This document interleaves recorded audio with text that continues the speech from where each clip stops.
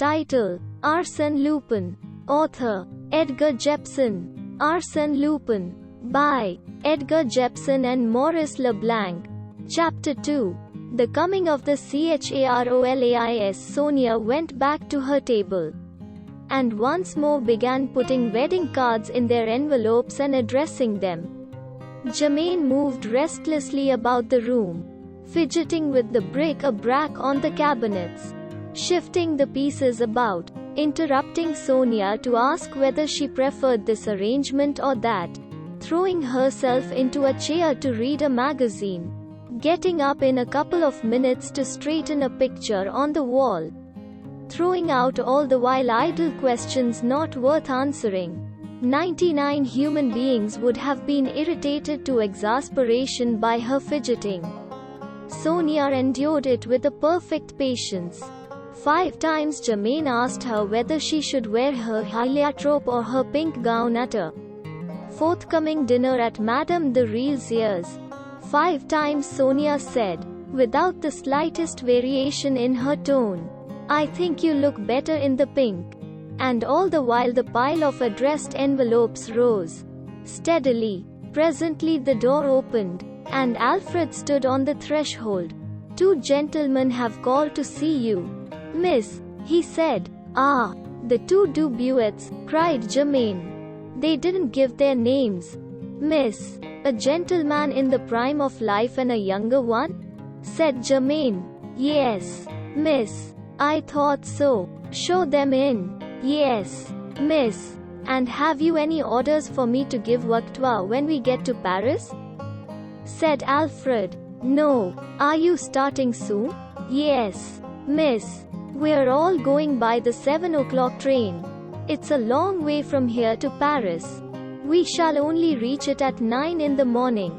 That will give us just time to get the house ready for you by the time you get there tomorrow evening," said Alfred. "Is everything packed?" "Yes, miss, everything.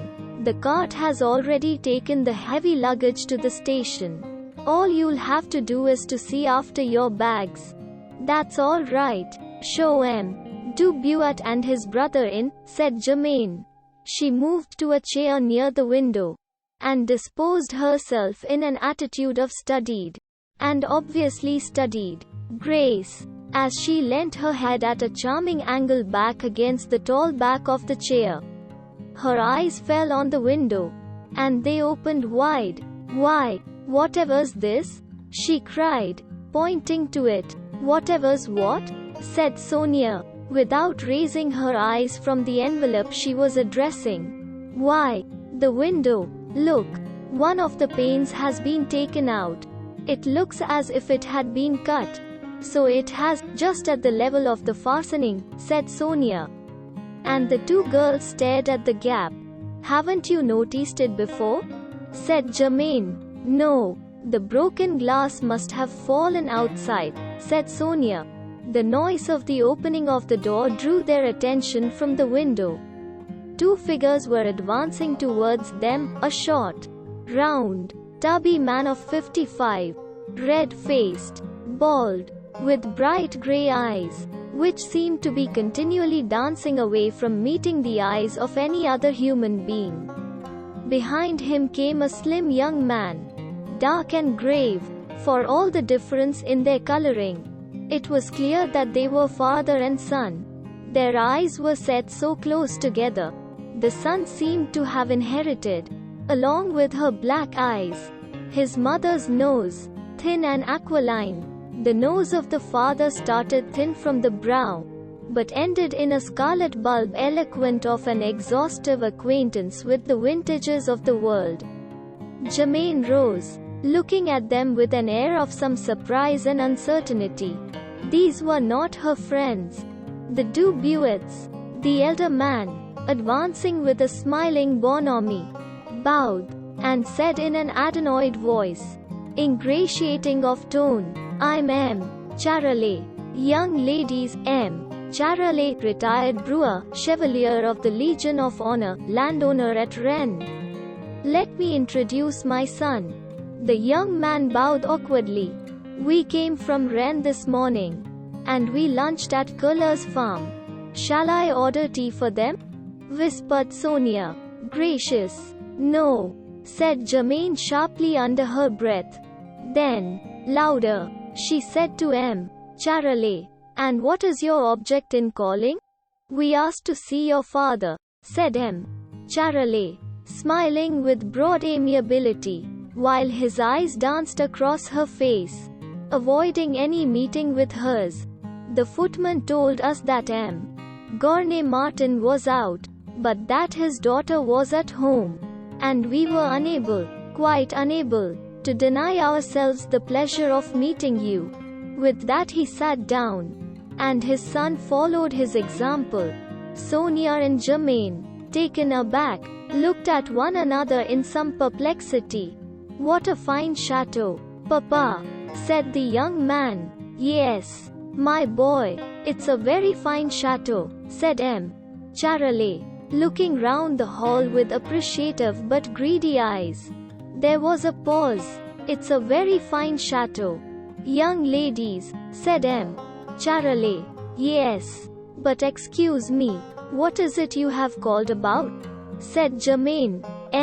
Charolais crossed his legs, leant back in his chair, thrust his thumbs into the armholes of his waistcoat, and said, Well, we've come about the advertisement we saw in the Wren Advertiser. That Gournay Martin wanted to get rid of a motor car, and my son is always saying to me, I should like a motor car which rushes the hills. Papa, he means a 60 horsepower. We've got a 60 horsepower, but it's not for sale. My father is even using it himself today, said Germaine. Perhaps it's the car we saw in the stable yard, said Charolais. No, that's a 30 to 40 horsepower. It belongs to me. But if your son really loves rushing hills, as you say, we have a 100 horsepower car which my father wants to get rid of. Wait, where's the photograph of it?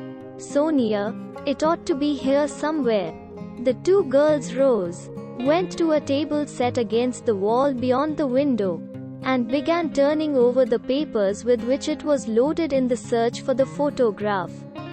They had barely turned their backs, when the hand of young Charolais shot out as swiftly as the tongue of a lizard catching a fly, closed round the silver statuette on the top of the cabinet beside him, and flashed it into his jacket pocket.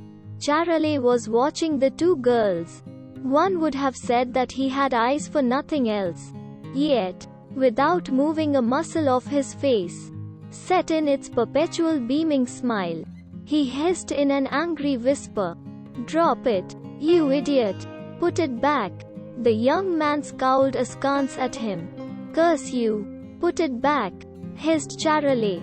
The young man's arm shot out with the same quickness, and the statuette stood in its place. There was just the faintest sigh of relief from Charolais, as Germaine turned and came to him with the photograph in her hand. She gave it to him. Ah, here we are, he said, putting on a pair of gold-rimmed pince-nez. 100 horsepower car. Well, this is something to talk over. What's the least you'll take for it? I have nothing to do with this kind of thing, cried Germaine. You must see my father. He will be back from Rennes soon. Then you can settle the matter with him. Charolais rose, and said, Very good, we will go now, and come back presently. I'm sorry to have intruded on you. Young ladies taking up your time like this, not at all, murmured Germaine politely. Goodbye, said Charolais, and he and his son went to the door, and bowed themselves out. What creatures, said Germaine, going to the window, as the door closed behind the two visitors. All the same, if they do buy the 100 horsepower, Papa will be awfully pleased. It is odd about that pain. I wonder how it happened. It's odd too that Jacques hasn't come back yet. He told me that he would be here between 4:30 and 5. And the Dubuets have not come either, said Sonia. But it's hardly 5 yet. Yes, that's so. The Dubuets have not come either. What on earth are you wasting your time for? She added sharply, raising her voice. Just finish addressing those letters while you're waiting. They're nearly finished, said Sonia. Nearly isn't quite. Get on with them, can't you? Snapped Germaine. Sonia went back to the writing table. Just the slightest deepening of the faint pink roses in her cheeks marked her sense of Germaine's rudeness. After 3 years as companion to Germaine Gournay-Martin, she was well inured to millionaire manners. They had almost lost the power to move her. Germaine dropped into a chair for 20 seconds, then flung out of it. 10 minutes to 5, she cried. Jacques is late. It's the first time I've ever known him late. She went to the window and looked across the wide stretch of meadowland and woodland on which the chateau, set on the very crown of the ridge, looked down. The road, running with the irritating straightness of so many of the roads of France, was visible for a full 3 miles. It was empty. Perhaps the Duke went to the Chateau de Rilliers to see his cousin, though I fancy that at bottom, the Duke does not care very much for the Baron de Rilliers. They always look as though they detested one another, said Sonia, without raising her eyes from the letter she was addressing. You've noticed that, have you? Said Germaine. Now, as far as Jacques is concerned, he's so indifferent. Nonetheless, when we were at the Rilliers on Thursday, I caught him quarreling with Paul de Rilliers. Quarreling? Said Sonia sharply, with a sudden uneasiness in air and eyes and voice. Yes, quarreling. And they said goodbye to one another in the oddest way. But surely they shook hands? Said Sonia. Not a bit of it. They bowed as if each of them had swallowed a poker. Why, then, said Sonia, starting up with a frightened air, and her voice stuck in her throat. Then what? Said Germaine, a little startled by her panic-stricken face. The duel, Monsieur de Rilliers' duel, cried Sonia. What? You don't think it was with Jacques? I don't know, but this quarrel, the Duke's manner this morning, the Dubuets drive, said Sonia. Of course. It's quite possible, in fact it's certain, cried Germaine. It's horrible, gasped Sonia. Just consider. Suppose something happened to him. Suppose the Duke, it's me the Duke's fighting about, cried Germaine proudly, with a little skipping jump of triumphant joy. Sonia stared through her without seeing her. Her face was a dead white. Fear had chilled the luster from her skin. Her breath panted through her parted lips, and her dilated eyes seemed to look on some dreadful picture. Germaine pirouetted about the hall at the very height of triumph. To have a duke fighting a duel about her was far beyond the wildest dreams of snobbishness. She chuckled again and again, and once she clapped her hands and laughed aloud. He's fighting a swordsman of the first class, an invincible swordsman. You said so yourself. Sonia muttered in a tone of anguish. And there's nothing to be done, nothing. She pressed her hands to her eyes as if to shut out a hideous vision. Germaine did not hear her. She was staring at herself in a mirror, and bridling to her own image. Sonia tottered to the window and stared down at the road along which must come the tidings of weal or irremediable woe. She kept passing her hand over her eyes as if to clear their vision. Suddenly she started, and bent forward, rigid, all her being concentrated in the effort to see. Then she cried, Mademoiselle Germaine, look. What is it? Said Germaine, coming to her side. A horseman. Look. There, said Sonia, waving a hand towards the road. Yes. And isn't he galloping? said Germaine. It's he. It's the Duke, cried Sonia. Do you think so? Said Germaine doubtfully. I'm sure of it, sure. Well, he gets here just in time for tea, said Germaine in a tone of extreme satisfaction. He knows that I hate to be kept waiting. He said to me, I shall be back by 5 at the latest, and here he is. It's impossible, said Sonia. He has to go all the way round the park. There's no direct road. The brook is between us. All the same, he's coming in a straight line, said Germaine. It was true. The horseman had left the road and was galloping across the meadows straight for the brook. In 20 seconds he reached its treacherous bank.